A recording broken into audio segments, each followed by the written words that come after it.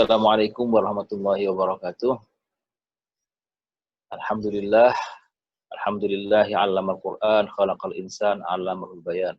Alhamdulillahilladzi anzala 'ala 'abdihil kitab wa lam yaj'al lahu 'iwaja qayyiman liyunzira ba'san shadidan min ladunhu wa yubashshirul mu'minina alladzina ya'maluna as-solihati anna lahum ajran hasanah. Wassalatu wassalamu ala nabiyyil karim wa imamil muttaqin Sayyidina Muhammadin wa ala alihi wa ashabihi wa man sara ala nahjihi wa iktafa atharahu wa jahada fi sabilihi ila yaumiddin. Allahumma 'allimna ma yanfa'una wa anfa'na bima 'allamtana wa zidna ilman ya rabbal alamin. Rabbi shrah li sadri wa yassir li amri wahlul 'uqdatam min lisani yafqahu qawli. Jadi malam-malam yang penuh keberkahan ini insyaallah ya masih tersisa waktu yang insyaallah penting dan masih ada kemungkinan Lailatul Qadar itu malam ganjil terakhir ya. Kalau di malam 28, malam 29 masih kemungkinan, walaupun malam genap juga tidak menutup kemungkinan itu juga Lailatul Qadar ya. Itu semua hanya istihad ya. Kemungkinannya masih ada. Dalil banyak yang mengatakan ke arah 27, tapi tidak menutup kemungkinan karena dalil-dalil yang lain tentang malam-malam genap ganjil yang lain juga ada. Jadi jangan kendor duluan ya, walaupun tinggal beberapa hari kita masih harus mengencangkan ikat pinggang. Kita pada kesempatan ini akan membahas tentang level-level tingkatan dalam membaca Al-Qur'an. Kita tahu membaca Al-Qur'an itu pahalanya besar. Alif Lam Mim itu 3 huruf, 1 huruf 10 hasanah, dan 1 huruf hasanah dan setiap hasanah itu dilipat gandakan 10 kali. Baru Alif Lam Mim saja sudah 30. Belum ayat yang lain zalikal kitabul la raiba fihi. Itu membaca lafaznya saja itu sudah dapat pahala. Imam Ahmad ditanya, ya apakah orang yang membaca tapi tidak paham tetap berpahala? Tetap berpahala, walaupun tidak. Ini level pertama, level membaca lafaznya. Dan tentu saja pahalanya itu berbanding lurus, pertama ya dengan niatnya, kedua dengan kualitas bacaannya. Membaca itu ketika makhraj hurufnya tepat, hukum-hukumnya tepat, ya, matnya, ya, mudutnya, mat tabi'inya, ada mat wajibnya, lalu hukum-hukum ikhfa, idgham, izhar, dan seterusnya, itu tepat, itu semakin sempurna pahalanya. Kalau yang masih belum sempurna, ya agak kurang sedikit, ya. Kalau ada yang berusaha, ya, ini ada dua di level pertama ini ada 2 jenis manusia atau jenis dua. Ada yang mahir, al-mahir fil Quran ma'as safaratil kiramil bararah. Yang mahir bacaannya Rasulullah katakan itu seperti bersama dengan malaikat as-safarah al-kiram al-bararah, malaikat yang mulia dan baik. Walladzi yaqra'ul Quran wa yatata'u fihi wa huwa alaihi syaqqun lahu ajran. Orang yang baca Quran tapi berat karena masih belajar atau tidak terbiasa lisannya, lidahnya masih lidah ya. Kalau di Indonesia masih lidah Indonesia gitu, belum lidah Arab atau belum belajar makharijul huruf, tapi dia berusaha untuk menyempurnakan. Itu lahu ajron, dia dapat 2 pahala. 2 pahala karena dia mengalami 2 kesulitan membaca dan kesulitan menyelesaikan makharijul huruf sesuai dengan yang seharusnya. Jadi jangan patah hati kalau sulit. Yang penting berusaha untuk membaca dengan benar. Dan ini baca Quran ini membuat seorang orang mukmin itu bernilai ya. Rasulullah SAW membagi ada 4 manusia. Ada mukmin yaqra'ul Quran, ada munafik yaqra'ul Quran, ada mukmin la yaqra'ul Quran, ada munafik la yaqra'ul Quran. Kalau dia beriman, alladzi yaqra'ul Quran, terus ya'malu fihi ta'muha thayyib wa rihuha thayyib. Ada orang mukmin dan mengamalkan. Maksudnya kalau dia beriman, terus membaca dan mengamalkan, dia seperti utrujah. Utrujah itu buah. Kalau di kita paling mirip tuh seperti sankis ya. Seperti jeruk tapi lebih ini dari jeruk. Lebih besar dan lebih wanginya lebih kuat. Itu seperti buah jeruk, seperti buah atau sankis gitu, yang rasanya manis, rasanya enak, wanginya juga kuat. Itu orang mukmin yang mengamalkan Al-Quran dan membaca Al-Quran. Kalau orang beriman tapi dia tidak baca Quran, seperti tamroh, seperti kurma. Kurma itu mau tayyib tapi tidak ada wanginya. Rasanya enak tapi tidak ada wanginya. Jadi kalau kita baca Quran dan kita beriman dengan yang Quran dan berusaha mengamalkannya, membuat kita wangi gitu. Artinya ya masyarakat juga senang, terus ya nama baik juga tersebar dengan baik gitu. Orang mukmin, ada orang munafik, dia nggak beriman tapi baca Quran. Apa manfaatnya? Manfaatnya apa? Dia tetap dapat wanginya gitu ya. Orang melihat dia sebagai orang baik ini gitu. Itu seperti Rasulullah ibaratkan ke roihana. Roihana itu tumbuhan ya, kalau di kita min ya, nak tumbuhan itu yang wangi. Biasa suka dicampur dengan teh, itu tumbuhan itu kayak gitu. Itu tapi pahit rasanya. Wangi tapi pahit rasanya. Itu kalau ada orang tidak beriman, munafik ya, hatinya dia tidak terlalu, tapi ada kepentingannya baca Quran. Itu dia wangi, tapi rasanya pahit. Nah, kalau orang munafik tidak baca Quran, ya dua-duanya tidak dapat, dia tidak ada rasa dan tidak ada wanginya. Itu kalau baca, baru bacanya itu. Jadi kalau insya Allah kita membaca itu, kita menambah wangi. Ya, sebutan yang baik dari manusia, dan terus rasanya juga, isinya, kebaikan yang ada dalam diri manusia itu juga bertambah. Tapi tentu saja maksud dari membaca Al-Quran yang tertinggi itu bukan hanya sekedar melafadzkannya membaca. Itu baru level pertama yang merupakan ya, langkah pertama untuk masuk ke level yang berikutnya. Level berikutnya orang, ya ini lebih penting, membaca itu untuk memahami isinya. Qiraat atau tafahum. Yang tadi pertama talafud ya, hanya memahami saja, melafadzkannya saja. Pahalanya udah ada dan itu tetap baik, ya, amal baik, tidak dinafikan. Tapi yang jadi inti adalah yang level berikutnya, yaitu level kedua. Level kedua itu membaca dengan usaha untuk memahami. Qiraatu tafahum bahasanya, memahami untuk usaha. Saja memahami itu, kalau yang bukan orang Arab ya lewat belajar bahasa Arab, pelajari ilmunya, kuliah, masuk pesantren. Itu jalur panjang yang lebih bagus. Tapi ada jalur singkat, ya hasilnya mungkin ya namanya instan gitu ya, cepat hasilnya, tapi mungkin kualitasnya tidak seperti yang jalur panjang tadi, yaitu dengan baca terjemah, itu mendengarkan pelajaran tafsir. Itu dia baca Al-Quran, tapi juga berusaha untuk memahami. Yang afdal untuk memahami itu seperti tadi ya, dengan belajar, dengan belajar bahasa Arab, belajar ilmunya, ya, ilmu tafsirnya, belajar gitu. Dia bisa lewat jalur formal, sekolah, universitas, itu juga non formal ya, kursus-kursus atau pengajian di mana-mana ya. Itu lebih baik. Tapi kalau yang jalur singkat ke jalur instan bisa juga lewat terjemah. Terjemah itu tentu saja tidak persis, tidak sedalam orang yang mengerti bahasa. Nah ini penting. Jadi kalau kita membaca, usahakan jangan hanya baca saja, tapi juga dalami isinya. Bagi yang perlu terjemah ya baca juga terjemah. Nah, kalau ada yang sulit ya bisa tanyakan kepada orang yang mengerti, agar kita tidak seperti Bani Israel yang Allah katakan Matsalul ladzina humilut Taurata tsumma lam yahmiluha kamatsalil himari yahmilu asfara.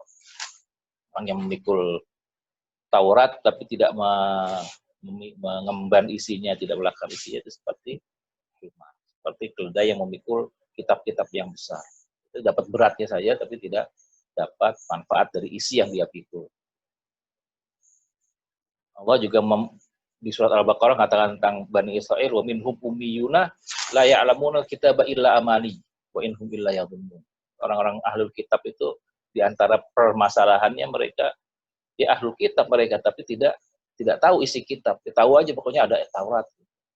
Jadi di karangan baik Yahudi atau Nasrani itu ada yang dan ini justru yang terbesar yang justru difatwakan tidak boleh orang awam itu membaca Bible. Itu kalau di Katolik, di sebagian Yahudi juga gitu. Yang berhak menafsirkan dan memahami kitab suci itu hanya pendeta-pendeta saja. Jadi orang awam, ya udah terima jadinya saja apa kata pendeta itulah. Makanya kalau di Nasrani ada gerakan pemberontakan Protestan itu. Kenapa harus hanya dibatasi pada pendeta-pendeta? Orang awam juga boleh. Seperti Martin Luther itu mengajak orang-orang awam untuk langsung merujuk kepada Bible. Walaupun kitabnya sudah banyak perubahan ya, sudah ditahrif, sudah menyeleweng, tapi jauh lebih masuk akal daripada yang orang-orang yang tidak baca kitab sama sekali. Itu di Bani Israil ada seperti itu. Di umat Islam alhamdulillah tidak ada yang memfatwakan orang tidak boleh baca Quran, belajar Al-Quran, harus hanya pendeta-pendeta atau apa. Tapi dalam Islam itu ukurannya adalah ilmu. Siapa yang mempelajari ya dia bisa. Ya, ada alat-alatnya. Kalau di Katolik itu seperti ya kayak kasta ya kalau yang di gereja-gereja itu tingkatan juga ada tingkatan kardinal, uskup, baru tingkatan paus itu otoritasnya beda-beda. Dalam Islam itu tidak ada. Siapa yang dia bisa mempelajari ilmunya, mengerti bahasanya, mengerti segala macam alat-alatnya ya, alat-alat itu ada ilmu nahwu, musharraf, balaghah, asbabun nuzul, nasikh, mansukh dan seterusnya itu ya dia bisa memahami dengan baik dan bisa menjelaskan kepada orang. Ilmu-ilmu memahami. Kalau yang baca terjemah, ya dia bisa memahami ya lapisan-lapisan tertentu yang begitu yang jelas. Kalau masuk lapisan yang lebih dalam lagi tentang hukum, tentang hal-hal yang lebih dalam ya, itu tidak termuat dalam terjemah. Itu hanya lapisan yang terang saja, yang sangat jelas. Kalau sudah lafaz-lafaz yang dalam bahasa Indonesianya tidak ada padanannya, hanya seperti pendekatan itu. Tapi itu lumayan. Artinya Quran itu seperti kata Ibnu Abbas radhiyallahu anhu itu ada empat level atau arba'atu ahruf. Level itu level pertama harfun la yuzaru ahadun bijahli. Jadi level di mana orang itu semua pasti tahu. Semua pasti tahu hal-hal yang sangat jelas. Qul huwallahu ahad. Allah yang Maha Esa, Allah Maha Satu, Maha Tunggal. Itu tidak layu adaru ahadun. Ya, semua orang pasti tahu. Dzalikal kitabu la raiba fi. Kitab itu tidak ada keraguan di dalamnya. Kan semuanya benar. Nah, itu yang sebagian atau semua orang harus tahu dan tidak boleh orang tidak tahu dan tidak ada uzur untuk tidak tahu.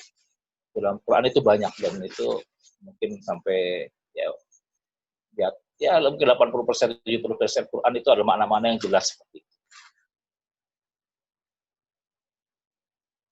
Level kedua dalam Al-Quran itu level harfun ta'rifuhul Arab min lughatiha.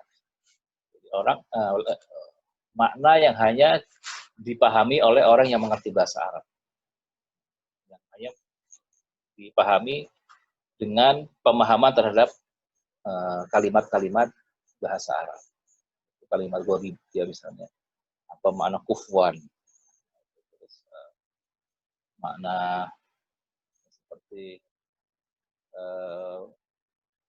kalau di ama itu justru banyak wal adiyat itu, adiyat itu kan kata-kata yang biasa dipakai, wal adiyat ya dhabha, wa dzariyati dzarwa, banyak kalimat-kalimat salah kata puru dan seterusnya. Itu kata-kata yang hanya dipahami oleh orang yang mengerti bahasa Arab. Level kedua, ini hanya bisa diketahui oleh orang yang mempelajari bahasa secara lebih dalam. Makna yang ketiga itu yang hanya diketahui oleh para ulama. Ya, yang harus yang misalnya kalimatnya mana yang mujmal, mana yang mubayyan, ya, mana yang kalimat yang dijelaskan dengan ayat yang lain, atau bisa dijelaskan dengan hadis, atau hanya bisa dipahami dengan asbabun nuzul, ya, atau ada ayat yang mansukhah, yang mana yang nasikh, itu hanya para ulama yang paham. Pelajari ilmu ulumul Quran, ilmu tafsir. Quran yang terakhir adalah yang ista'tarallahu bi'ilmihi, yang hanya Allah yang mengetahui.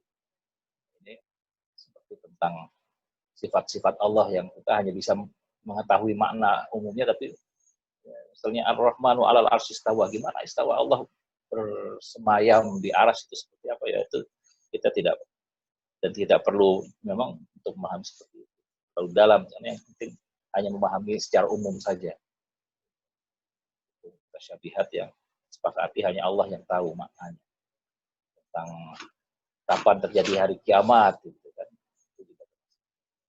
Nah, yang penting dipahami dalam Al-Quran itu, uniknya Quran itu Allah buat hal-hal yang mudah itu lebih banyak. Tentang keimanan pada hari akhir, tentang tauhid kepada Allah, hal-hal yang jelas gitu. Itu lebih banyak. Jadi walaupun kita mungkin pengetahuan seorang muslim itu sederhana, kalau baca Quran dia masih bisa nyambung secara umum, walaupun tidak mesti 100% ya. Gitu. Tetap mudah. Ya, Quran itu seperti Allah katakan, walaqad yassarnal Qur'ana lidzikri fahal min mudzakir. Allah telah memudahkan Al-Quran ini, dibuat mudah. Walaupun Quran itu bahasanya tinggi, orang awam kalau baca tetap masih dapat manfaat. Jadi tidak ada orang bahasanya tinggi dari awal sampai akhir tidak dimengerti. Quran tidak seperti itu. Bahasanya tinggi, orang-orang ahli bahasa, ahli sastra mau sampai kagum, ya mereka sampai katakan ini bukan bahasa yang bisa disusun oleh manusia. Ketinggian keindahannya selalu sangat tinggi. Inna 'alaihal halawah wa inna fihal halawah wa inna 'alaihal talawah. Keindahannya ya kan, orang-orang kafir Quraisy itu mau menuduh nih Muhammad nih apa tukang sihir atau dia penyair atau apa. Walid bin Mughirah. Ya, saya kalau tukang sihir saya tahu tukang sihir itu cara penyihir itu seperti apa. Kalau penyair juga saya tahu penyair itu bahasanya seperti apa, syair itu. Ini bukan bahasa saya, di atas kualitas. Jadi tinggi bahasa Al-Quran itu.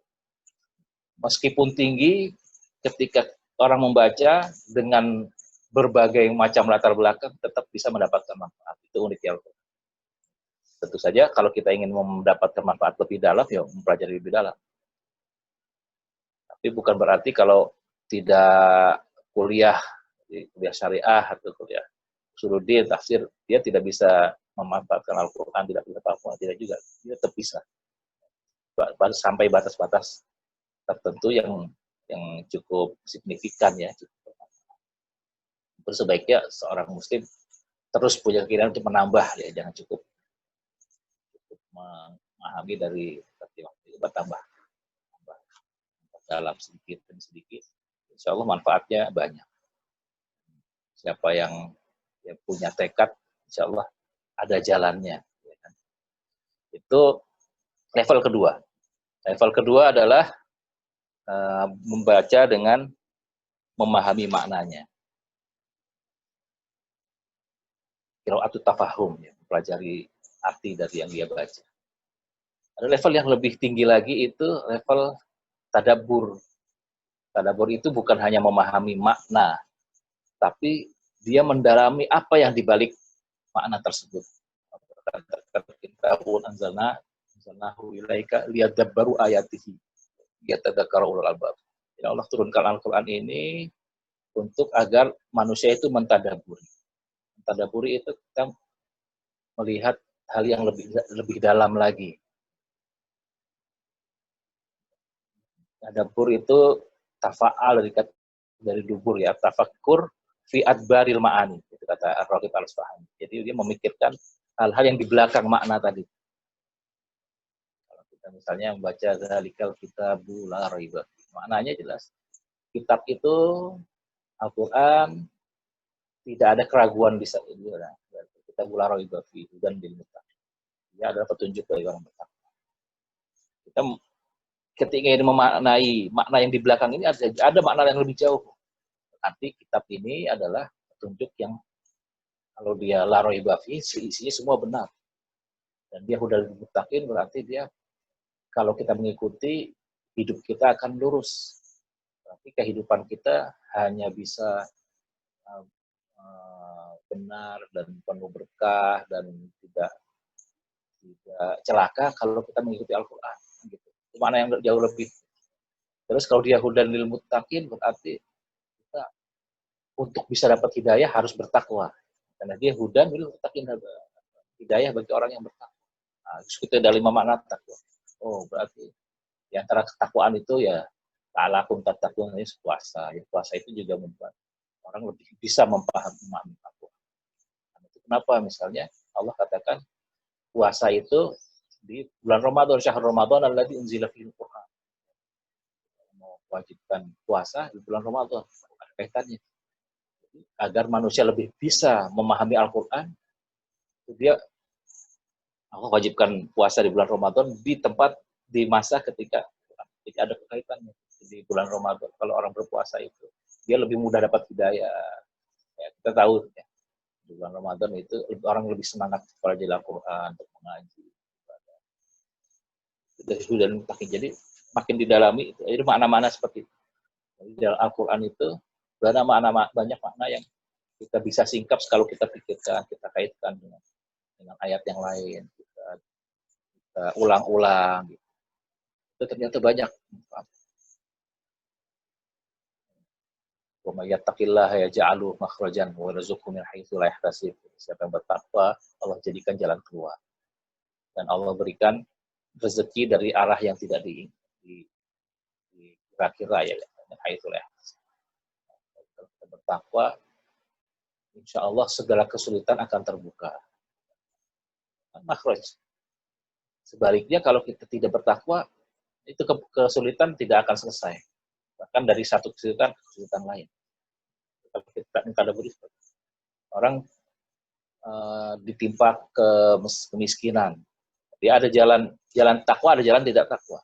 Jalan takwa yang dicari yang halal walaupun sulit. Ada yang jalan tidak takwa yang gampang. Kan ada orang gitu yang halal, yang haram aja sulit, atau yang halal itu kan karena dia tidak bertakwa, menganggap jalan yang lebih mudah itu yang haram. Nah, itu kalau dia menempuh jalan yang haram itu tidak ada jalan keluar. Dia akan jatuh dari satu persoalan ke persoalan yang lain. Dari kemiskinan, terus dia misalnya mencuri, dari kemiskinan dia jatuh kepada masalah kriminal. Dari kriminal nanti mungkin bisa menarik pada kemiskinan berikutnya karena dia misalnya masuk penjara, keluarganya kalau sudah masuk penjara dia tidak bisa bekerja lagi. Kalaupun dia dapat pemasukan di situ, pemasukan yang haram lagi, misalnya di penjara perdagangan narkoba di sana dapat uang dari jual narkoba. Jadi kalau jalan tidak bertakwa itu dari satu kesulitan ke kesulitan. Untuk ma'isyatan dongkar. Sedangkan kalau orang bertakwa dari satu, Allah akan buka jalan. Ya mungkin awalnya sulit, jalan yang halal sajalah walaupun sedikit, tapi Allah buka. Itu bagi yang sudah mencobanya, ya insya Allah merasakan betapa nikmatnya orang hidup dalam takwa. Mungkin halal sedikit gitu, tapi Allah beri kemudahan dia. Keluarganya jadi keluarga yang baik, anaknya misalnya dapat beasiswa, atau dapat kemudahan, atau dapat bantuan dari mana, atau bisa rezekinya dipermudah. Terus kehidupannya tentram, itu jalan keluar. Itu sih banyak ya. Rezekinya tidak hanya terbatas pada yang dia hitungkan dari rezeki macam-macam. Dan rezeki itu tidak mesti bentuk uang kan, bisa bentuk kecerdasan, bisa bentuk ide-ide, bisa bentuk kesempatan, macam-macam. Itu kalau kita mentadaburi Al-Quran, ya, kata yang sedikit itu bisa panjang maknanya, bisa dalam maknanya. Itu qiraah atau membaca di level berikutnya. Itu sebaiknya kita membaca Quran sering ya perlu kita dalami, kita ulang-ulang. Kalau kita hafal lebih bagus lagi. Ini cara mentadaburi Al-Quran yang paling enak itu kalau kita hafal. Karena kita bisa mentadaburi Al-Quran di mana saja. Di jalan, ketemu orang, itu ketika kita ingat ayat Al-Quran, karena kita hafal, kita langsung tadabur di situ. Jika ada musibah, wa ma'asobakum min musibatin, bagi maka sahabat itu. Wah, kalau ada musibah, jangan-jangan ada perbuatan saya yang salah. Ma'asobakum musibatin, illa bi'idnillah. Kalau semua musibah itu karena izin Allah mesti ada hikmahnya. Jadi bahas hikmah. Jadi itu qiraah tadabbur seperti itu. Kita bisa mendapatkan manfaat yang sangat banyak dari yang mungkin ayatnya singkat-singkat. Itu memang kelebihan Al-Quran itu kata-katanya singkat tapi maknanya dalam. Maknanya kita bisa dapatkan hikmah. Hanya ketika Allah mengutus Rasul SAW, Allah memberi tugasnya seperti pekerjaan Rasul itu, Rasul itu yatlu alaihim ayatihi wa yuzakkihim wa yu'allimuhumul kitab wal hikmah. Dimulai dari membaca ayat, awalnya tilawah saja, yatlu alaihim ayat. Quran ditilawahkan. Terus kaum muslimin mendapatkan ayat itu dan membacanya juga. Tapi tidak terbatas manfaatnya selesai tilawah sih, tidak. Setelah itu yuzakkihim. Al-Quran itu akhirnya bisa membersihkan hati. Membersihkan dari sifat-sifat yang buruk, ya, sifat ria, sifat sombong. Kalau dia membaca Allah la yuhibbu man kana mukhtalan fakhura, tidak suka orang yang sombong, dia wajahnya. Wala tamshi fil ardi maraha, jangan berjalan dengan sombong di muka bumi.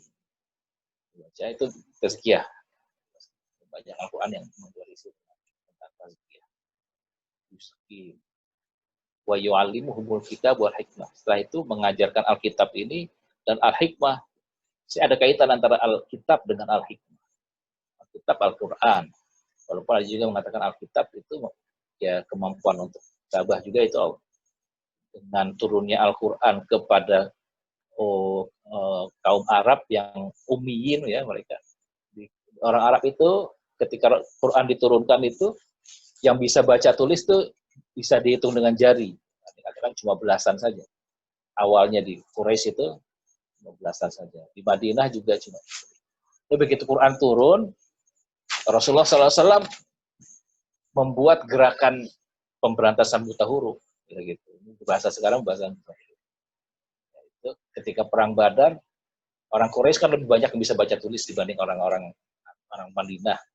Itu tawanan perang, kalau dia bisa mengajarkan orang Madinah baca tulis, dia dibebaskan. Jadi semakin banyak orang yang bisa baca. Akhirnya apa? Akhirnya orang-orang Muslim, ya, sahabat Nabi, orang Arab itu, dia punya dua keterampilan. Jadi kalau sakofah budayanya orang Arab yang karena sedikit yang tidak bisa baca tulis, budaya mereka adalah budaya menghafal. Kalau ada syair panjang itu biasa mereka hafal itu.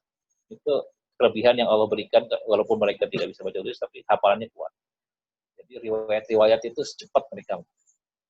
Nah, dengan adanya Al-Quran, mereka dapat dua keterampilan menghafal, kemampuan menghafal yang tinggi, dan juga kemampuan membaca dan menulis.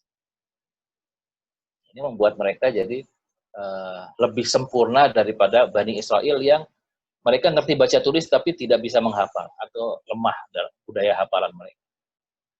Sehingga walaupun mereka diberikan kitab sempurna, Taurat itu mereka tidak bisa meliharanya. Hilang Tauratnya udah hilang. Tapi Al-Quran tidak. Dihafal dulu, setelah dihafal baru ditulis. Jadi yang menghafal lebih banyak daripada yang menulis. Jadi makanya kita mewarisi budaya hafal Quran itu manfaat. Jadi, ya kalau sholat misalnya harus pegang mushaf kan repot. Jadi, kebanyakan yang imam itu yang hafal Quran dia tinggal membacakan yang dia hafal. Jadi itu ibadah lebih nikmat. Juga tadabbur lebih nikmat kalau kita hafal. Kita bisa memikirkan makna-makna yang dalam itu tanpa melihat mushaf, walaupun dengan melihat mushaf juga bisa. Jadi seperti itu. Dan hati itu Rasulullah SAW ibaratkan tuh seperti tanah ya, antara hidayah dengan hati itu antara hujan dengan tanah. Ada yang tanah subur, kalau dia dapat hujan, dia tumbuh-tumbuhan macam-macam. Dia ada rumput, ada tanaman yang berbuah, bisa jadi padi, bisa jadi ada buah-buahan, seterusnya. Tanah subur. Ada tanah jenis kedua, dia tidak subur tapi bisa menampung air. Airnya jadilah telaga, danau, gitu. Bermanfaat. Itu tanah jenis kedua. Yang ketiga dia tanah yang tidak subur juga, tapi tidak juga menampung air, lewat saja. Itu hati itu seperti itu.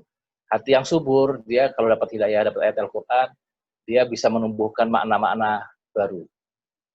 Dengan ayat Al-Quran dia serap, jadi dia banyak memahami, akhirnya dia berimplikasi pada amal-amal soleh, pada pribadi yang baik. Itu tanah yang subur, hati yang subur seperti itu. Pemahaman dia dalam. Dia ketika mendengar ayat Al-Quran, dia langsung terbuka wawasan. Langsung mengerti, oh yang benar itu seperti ini, oh yang hak itu begini, yang seharusnya seperti ini. Yang proporsional adalah seperti ini. Karena dia memahami dari Al-Quran. Jenis yang kedua mungkin dia pemahamannya biasa-biasa saja, tapi dia mampu menghafal Al-Quran itu juga bagus. Jadi dia bisa meriwayatkan. Orang bisa ambil ilmu dari dia walaupun dia mungkin ya sederhana pemahamannya. Dia bisa menghafal itu sudah baik. Jangan sampai yang seperti yang ketiga. Hafal tidak, paham tidak, menyerap Al-Quran juga tidak. Nah, itu rugi. Jadi ini bisa dihasilkan ya, kesuburan hati itu bisa dihasilkan dengan cara bertadabbur. Semakin bersih hati, semakin cerdas juga, itu semakin banyak ibaratnya tanaman-tanaman yang tumbuh di hati melewat tadabbur Al-Quran tadi. Ada level berikutnya, itu tadabbur, ya dia ada yang menjadikan dia sama dengan tadabbur. Tapi Quran punya istilah lain, istilah tafakkur. Tafakkur itu istilah lain. Dan siaknya, konteksnya adalah bertafakkur kepada ayat-ayat Allah. Inna fi khalqis samawati wal ardi wa ikhtilafil laili wan nahari la ayatin li ulil albab alladziina yadhkuruna Allaha qiyaman wa qu'udan wa 'ala junubihim wa yatafakkaruna fi khalqis samawati. Dia bertafakkur. Tafakkur itu mengapa dia level setelah tadabbur? Karena dia membawa makna-makna Al-Quran bukan saja di lingkungan lafaz ya, di lingkungan kata-kata, di lingkungan makna, tapi langsung dibawa ke alam semesta. Makna-makna yang dia pahami dari Al-Quran itu dia lihat di dalam alam semesta. Kalau dia sudah memahami tentang tauhid ya, tentang keesaan Allah, kuasaan Allah, ketika dia melihat alam semesta, dia melihat penerjemahannya, perwujudannya di alam semesta. Ketika dia meyakini tentang kasih sayang Allah, dia lihat kasih sayang Allah itu ada di dalam ciptaannya. Tentang kekuasaan Allah seperti itu. Dia membaca dua informasi tertulis yang ada dalam Al-Quran dan informasi tidak tertulis tapi terpampang di alam. Ini indah kalau kita bisa sampai ya membaca Al-Quran lalu membawanya kepada tafakkur. Jadi dia bacaannya luas. Quran sendiri sudah luas dan dalam. Tapi kalau dia melihat alam semesta, membaca semesta, itu lebih luas lagi. Dan ayat ini luar biasa. Rasulullah SAW ketika ayat ini turun menangis karena saking kuatnya informasi dari ayat ini ya. Ayat ini inna fi khalqis samawati wal ardi wa ikhtilafil laili wan nahari ayatin lil albab alladzina yadhkurunallaha qiyaman. Di penciptaan langit dan bumi, di perubahan siang dan malam, itu ada ayat-ayat, ada tanda-tanda bagi orang-orang yang punya akal. Mereka adalah orang yang selalu mengingat Allah ya, qiyaman dalam keadaan berdiri, dalam keadaan duduk, selalu mengingat Allah atau tidur. Dan mereka selalu ya tafakkaruna fi khalqis samawati wal ardi. Selalu memikirkan penciptaan langit dan bumi. Ketika ayat ini Rabbana ma khalaqta hadza batila. Sampai dia berkata, ya Allah, kau tidak ciptakan hal ini semua yang ada di muka bumi dan di seluruh alam semesta ini. Tidak menciptakannya sebagai kebatilan. Semua ada manfaat, ada hikmah.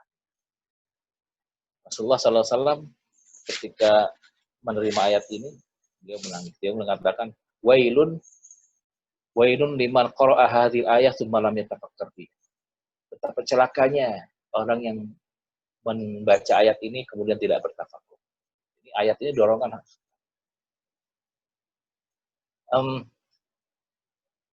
Ini sebetulnya implikasinya besar dan panjang, bukan hanya kepada kehidupan dan kepribadian seorang muslim, tapi kepada perjalanan sejarah. Luar biasa, Islam itu membuat dorongan besar dan perubahan besar dalam perjalanan sejarah umat dan sejarah peradaban manusia ya. Di antaranya ayat ini dan ayat yang semisal dengan ayat ini yang mendorong seorang muslim untuk memperhatikan dan membuka rahasia-rahasia dan makna-makna yang ada dalam alam semesta. Ilmu pengetahuan sebelum peradaban Islam itu, peradaban itu ada peradaban sebelumnya, peradaban Persia, Romawi, dan yang banyak diwariskan sebelumnya ya, peradaban sebelumnya itu peradaban Yunani. Lalu peradaban Yunani diwarisi oleh Romawi. Romawi itu sebetulnya mewarisi sebagian dari khazanah keilmuannya saja, tidak semuanya. Khazanah keilmuan Yunani lebih kaya daripada Romawi. Romawi mengambil hal-hal yang sifatnya praktis saja, tapi yang teoritis tidak diambil. Jadi ada penurunan dari zaman Romawi, dari zaman Yunani ke Romawi. Romawi sebelum abad pertama dengan Romawi setelah abad pertama juga ada penurunan. Romawi abad pertama masih walaupun mereka penyembah berhala, paganisme, musyrik, penyembah berhala. Itu secara keilmuan mereka masih rasional. Romawi setelah mulai abad keempat ya, setelah justru menganut agama Nasrani. Itu justru Romawi yang tidak rasional. Mengapa? Karena agama Nasrani yang mereka anut itu isinya penuh dengan khurafat, hal-hal yang tidak masuk akal. Karena yang diambil itu hal-hal yang tidak masuk akal. Ada Tuhan jadi anak, Tuhan menghukum anaknya untuk mengampuni dosa bapak, dosa Adam, itu nggak masuk akal. Kalau ada orang sakit itu ya, karena mereka ngambil riwayat dari Nabi Isa ya, Yesus itu kan mukjizatnya bisa menghidupkan orang mati, menyembuhkan orang buta dengan doa saja. Jadi mereka tidak punya warisan ilmiah dan mereka pemahaman segala sesuatu cenderung mistik, mengharapkan hal-hal yang tidak rasional. Jadi Eropa setelah itu masuk abad ke-8. Itu dunia seperti itu. Ketika Islam masuk, ya seperti itulah Romawi. Romawi itu ya, memang kan secara militer kuat, tapi secara cara berpikir mereka tidak rasional. Tidak mewarisi. Terus warisan sebelumnya yang ada, ya masih ada secara, tapi tidak banyak yang membaca. Warisan Yunani, ya, pemikiran para filosof, pemikiran para ilmuwan, itu juga ada. Tapi yang mereka warisi, yang ada itu mereka adalah peradaban ta'ammulat ya, hasil hasil ilmu pengetahuan dari perenungan. Tidak dari hasil eksperimen. Sedikit ada eksperimen seperti Archimedes, ada 1-2 lah eksperimen. Tapi bukan sebuah mainstream. Apa yang terjadi dalam Islam? Yang terjadi dalam Islam ada banyak hal. Pertama, keimanan dalam Islam terkait dengan pemahaman, terkait dengan rasio yang aktif berpikir, aktif berdiskusi. Ketika mengajak kepada iman, diajak untuk berpikir. Qul hatu burhanakum in kuntum shadiqin, itu diskusi ala Quran seperti itu. Mana dalilnya? Jadi orang Islam itu sejak awal dia beriman, dia otaknya aktif. Jadi Islam bukan proses mengeluarkan manusia dari dunia rasional. Itu beda dengan Nasrani kan. Jadi ketika orang masuk agama Nasrani sudah dia tidak rasional. Pokoknya beriman saja, percaya saja. Nggak usah berpikir. Ketika berpikir sulit dia beriman untuk memahami hal-hal yang irasional. Kebanyakan keimanan itu irasional. Dalam Islam tidak ada perbenturan seperti itu. Walaupun ada hal-hal yang mukjizat itu, tapi itu bukan terkait dengan kehidupan manusia, terkait dengan kekuasaan Allah. Isra Mi'raj kan bukan terkait dengan proses kita mencari nafkah dan seterusnya, proses kita berusaha, bukan, itu kan urusan ya kekuasaan Allah gitu. Kita tidak disuruh melakukan Isra Mi'raj, kan nggak ada. Yang disuruh terjadi ya hijrah justru. Hijrah Rasul itu ya semua pakai usaha manusia. 99% itu usaha manusia. Ada Allah sedikit membantu ketika di Gua Sur dan seterusnya. Tapi selebihnya itu akhirnya usaha manusia. Walaupun tentu saja usaha manusia tidak terlepas dari pertolongan Allah, itu jelas. Jadi seperti itu. Jadi itu budaya tafakur itu membuat loncatan besar dalam peradaban manusia. Peradaban manusia setelah Islam itu tidak seperti peradaban Yunani dan Romawi. Berkembang penemuan-penemuan baru. Islam itu, ulama-ulama Islam mengenal ada yang namanya tajribah. Nah, ini makanya tajribah, eksperimen itu sebetulnya adalah budaya ilmiah yang diperkenalkan oleh umat Islam. Yang pertama merumuskan itu di dalam, walaupun secara praktek sebetulnya sudah dimulai ya dari zaman sahabat Jabir bin Hayyan, dipakai untuk menemukan hal-hal yang baru. Tapi ditulis secara dalam satu kitab itu oleh Al-Hasan ibn Haytham. Hasan ibn Haytham itu dia menuliskan dalam kitab Al-Manadir itu untuk mencapai pada kesimpulan baru atau penemuan ilmiah baru, itu seorang harus melakukan eksperimen, mencoba dan berkali-kali. Kalau hanya sekali itu masih belum jadi kesimpulan, belum bisa orang menyimpulkan. Seorang itu harus lepas dari hawa nafsu, dari persepsi lama, harus objektif. Itu prinsip-prinsip itu Al-Hasan Al-Haytham yang menulis pertama. Itu di abad ke 200 tahun sebelum Roger Bacon ya. Kalau kita belajar filsafat ilmu pengetahuan atau sejarah ilmu pengetahuan yang ditulis barat kan, seolah-olah metode ilmiah itu yang menemukan Roger Bacon. Padahal Roger Bacon itu menulisnya 200 tahun setelah Al-Hasan bin Haytham. Jaraknya 200 tahun tuh. Nggak mungkin Al-Hasan bin Haytham meniru dari Roger Bacon, kan nggak mungkin. Dan ketika itu Inggris ya belum masuk sejarah ketika itu. Jadi Hasan bin Haytham yang pertama. Dan hampir persis yang ditulis Roger Bacon dengan yang tidak ada hal yang baru. Roger Bacon itu membicarakan tentang metode ilmiah. Baru pengembangannya berikutnya Francis Bacon. Nah, ini semua akarnya dari ibadah tafakur. Al-Quran itu mengajarkan kita budaya untuk tafakur, menyelidiki, memikirkan alam semesta. Tujuannya awal yang tertinggi adalah untuk meningkatkan keimanan kita. Terus juga banyak manfaat berikutnya, ya dengan mempermudah kehidupan ya. Akhirnya ada metode baru dalam penyembuhan, ada juga metode baru dalam menangkap sesuatu ya. Kalau Al Hasan bin Haitham itu dia banyak menemukan hal-hal yang sifatnya optika ya. Bagaimana cahaya itu ditangkap, bagaimana mata ini juga penemuan beliau. Sebelumnya orang Yunani itu menganggap cara kerja mata itu adalah karena mata itu punya cahaya yang bisa menangkap ya, jadi cahaya itu dari mata menangkap benda, yang menangkap objek. Itu ilmu pengetahuan sebelum Al Hasan bin Haitham. Al Hasan bin Haitham setelah menyelidiki bukan begitu. Cahaya itu dari luar, mata itu hanya menangkap pantulan cahaya. Pantulan cahaya ditangkap oleh mata dan akhirnya direkam di. Jadi dia bisa menemukan namanya kumroh. Bahasa Arab kumroh itu artinya kamar. Kamar gelap.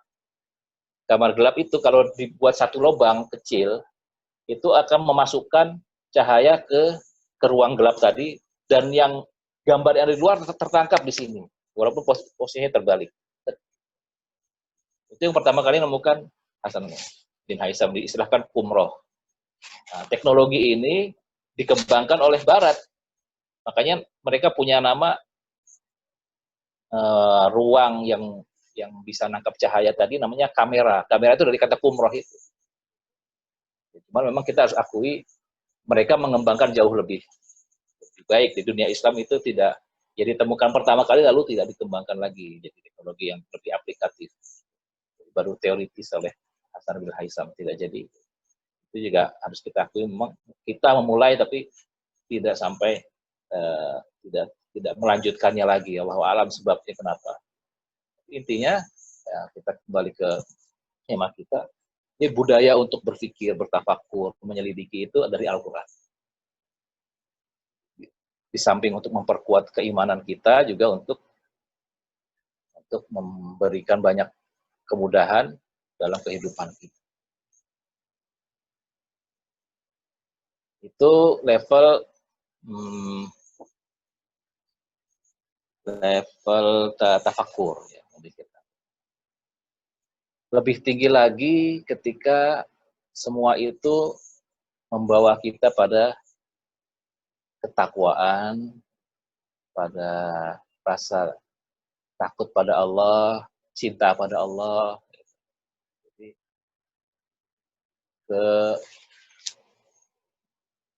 pada bukan hanya sekedar kognitif ya, tapi afektif.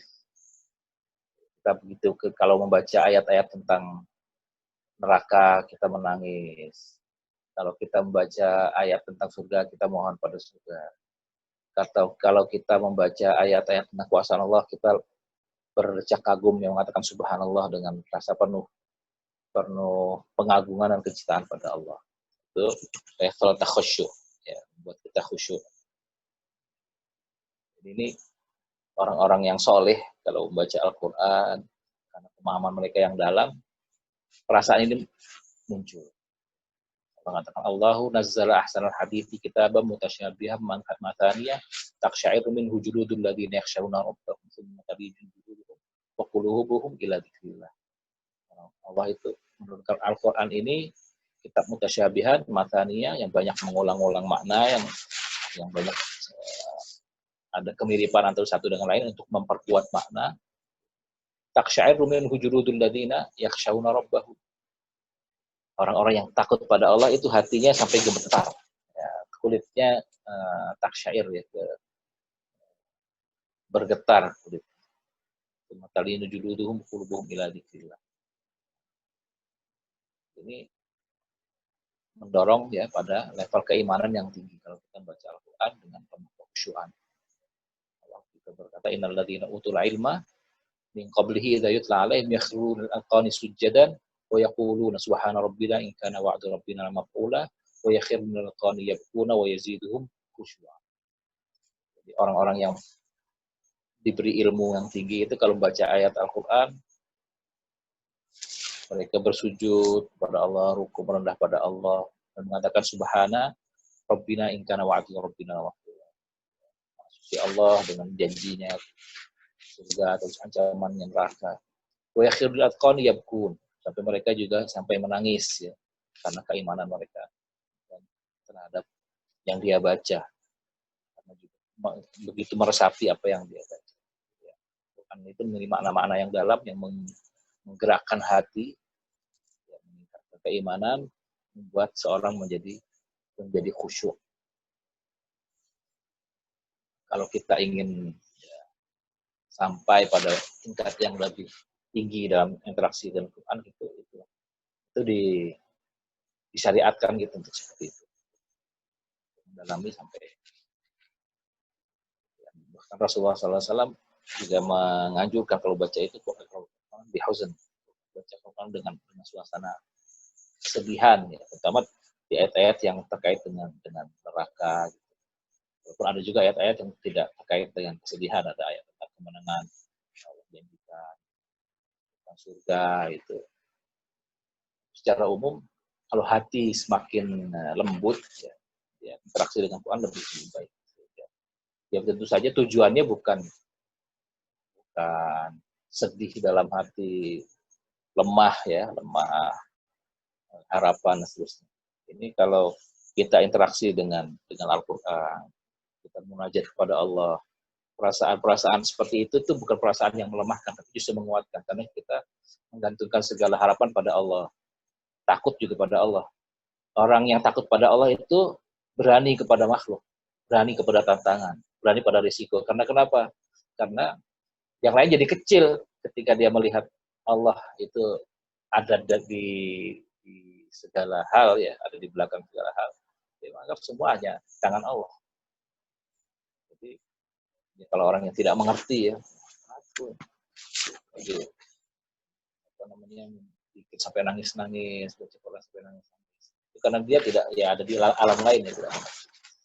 Jadi perasaan seperti itu ya, rasa khusyuk. Perasaan yang mengangkat manusia, dia dekat pada Allah, karena Allah juga menyukai orang-orang yang khusyuk, yang takut padanya. Di sisi lain juga itu menguatkan dia, karena dia harapannya hanya pada Allah. Dan dia akan melihat segala sesuatu tuh dengan penuh optimisme, karena kenapa? Karena dia tahu dia sedang berinteraksi dengan Allah yang Maha Kuasa. Segala sesuatu bagi Allah mudah. Tantangan-tantangan menjadi kecil ketika dia semuanya dikaitkan kepada Allah. Itu yang membuat ya kenapa orang-orang Muslim awal itu orang-orang yang berani yang melawan. Romawi, Persia yang jauh lebih kuat secara militer, jumlah lebih kuat, sejarahnya juga. Mereka sekarang nggak ngeper. Karena kenapa? Karena masalahnya itu mereka semua makhluk. Kita ada orang-orang yang Allah utus untuk memberi petunjuk pada makhluk-makhluk. Kalau kita zaman sekarang ya, Muslim zaman sekarang ya melihat ya negara-negara lain superpower, wah yang udah ngeper, wah mereka kan senjatanya begini, kita punya apa? Pun bukan kita model orang-orang yang bikin masalah ya, ledakan sana bikin khilaf, menganggap kita ya nggak seperti itu juga, itu salah pemahaman.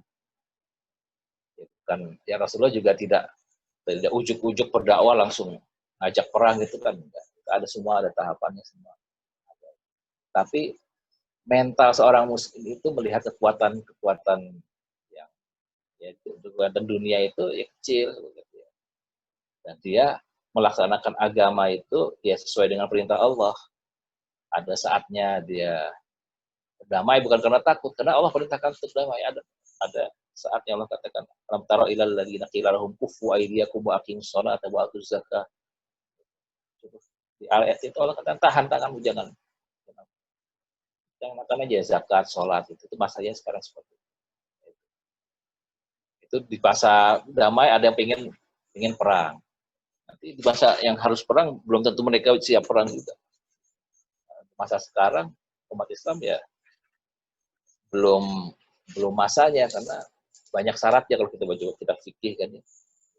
Itu harus ada di bawah komando pemerintahan yang sah. Kalau kita pemerintahannya kita masih belum siap ya kan.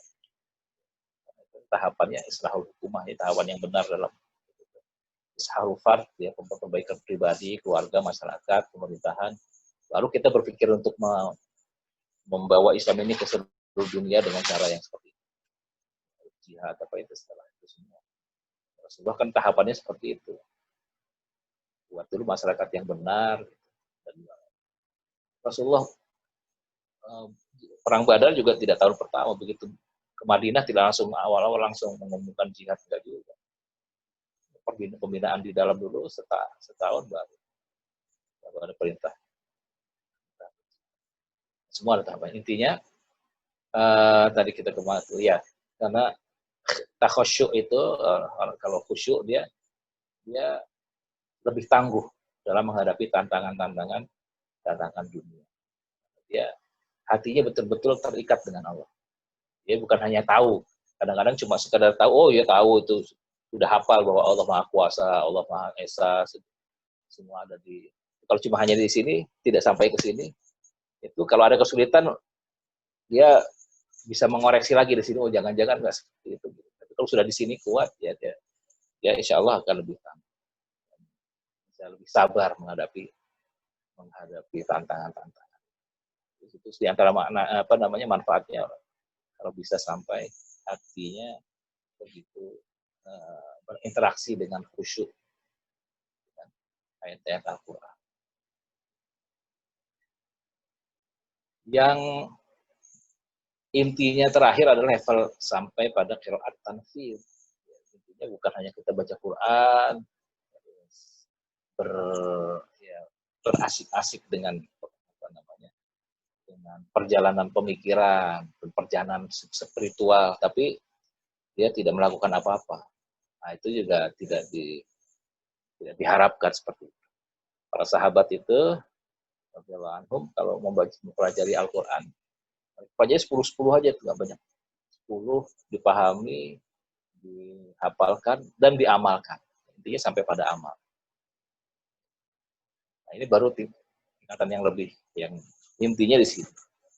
Baca tentang ayat Al-Quran, ya makanya itu seperti kalau di Indonesia, Kiai Ahmad Dahlan ya, itu manhajnya seperti itu, dia ajarkan surat Al-Ma'un. Surat Al-Ma'un, kan ayatnya pendek. Kalau kita tibutin,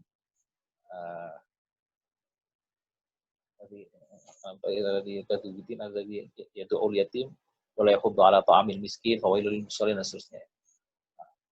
Tapi cuma beberapa ayat saja pendek, kok diulang-ulang. Muridnya kan bertanya, kenapa Pak Yai kok ngulang-ulang ayat ini? Kami sudah lama mengetahui, memahami ayat ini.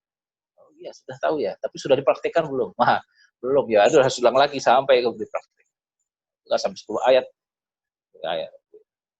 Seperti itulah kebangkitan umat itu ketika yang dia ketahui itu dilakukan, dipraktikkan. Bukan diketahui terus diujikan, lulus dapat gelar misalnya gitu ya, atau dapat ijazah, selesai, hebat, sudah merasa hebat. Bukan begitu. Yang diketahui itu dilaksanakan. Orang-orang Islam itu dulu kan nggak ada gelar-gelar begitu kan, ada ijazah gitu. Mas'ud itu bukan dokter itu, tapi dia jadi marji karena pengetahuannya begitu dalam dan pengamalannya juga. Itu secara umum sahabat seperti itu.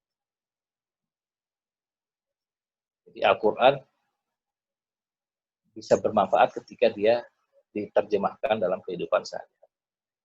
Tentu saja pelaksanaan Al-Quran itu terkait dengan ilmu. Jadi, kita kembali ke yang pertama tadi, tafahum tadi, pemahaman tadi. Ketika dia pemahamannya dangkal, dia pelaksanaannya juga sering. Jadi ketika dia belajar lebih dalam tentang Al-Quran, ilmu Al-Quran terkait nanti dengan fikihnya, dengan hadis-hadisnya, dengan sabab nusulnya, juga nanti fikul ma'alatnya, fikul wakil, ya, realitas. Nanti pelaksanaan Al-Quran dia baru benar. Itu terutama yang terkait dengan hal-hal yang terkait dengan kehidupan umum ya, kehidupan masyarakat umum. Kalau yang terkait dengan hal pribadi ya dia bisa lakukan khusus ya, tentang sholat, tentang takwa, tentang hubungan keluarga itu dia tinggal laksanakan saja. Kalau ayat-ayat tentang jihad apa itu harus belajar fikihnya yang benar. Tentang zakat juga ya, diserahkan ke berapa dengan menghitung kekayaan itu juga terkait dengan ilmu-ilmu yang ada dalam Al-Quran. Tentang sholat, terkait dengan ilmu fikih, ya, ada hadis-hadis yang menjelaskan. Seperti aqimus sholah, jelas Al-Quran itu dirikanlah sholat. Gimana bisa dirikan sholat? Penjelasannya ada di hadis. Hadis juga kalau cuma baca hadis saja kadang-kadang kita ya seperti orang awam mungkin kurang jelas juga. Harus baca hukum fikihnya karena ulama yang bisa menjelaskan. Rasulullah tidak mengatakan rukun sholat A, B, C, D. Terus yang wajib sholat tidak A, B, C, D. Enggak, Rasulullah mengatakan shollu kama ra'aitumuni usolli. Sholat seperti saya sholat. Nah, ini sahabat meriwayatkan.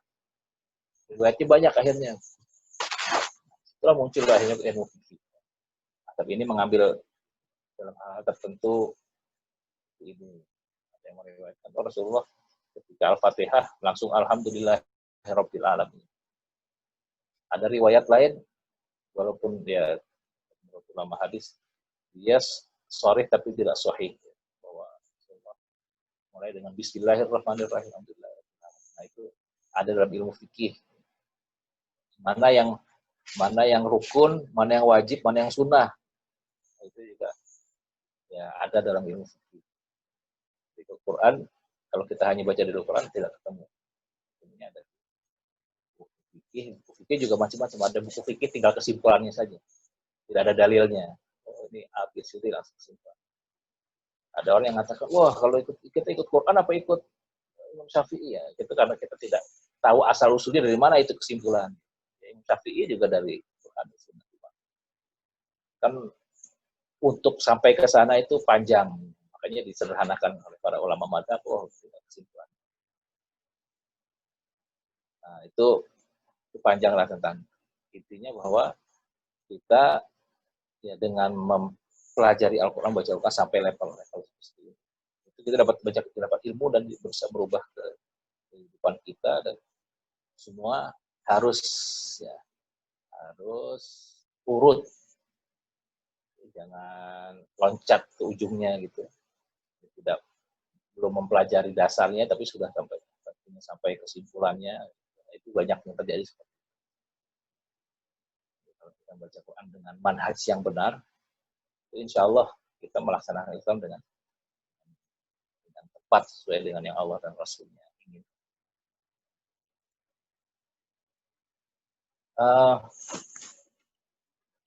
Terkait dengan tanfid ini memang ada ya sujud nih panjang. Ada yang ya dari ada hal yang sifatnya pribadi, saya lakukan oleh pribadi.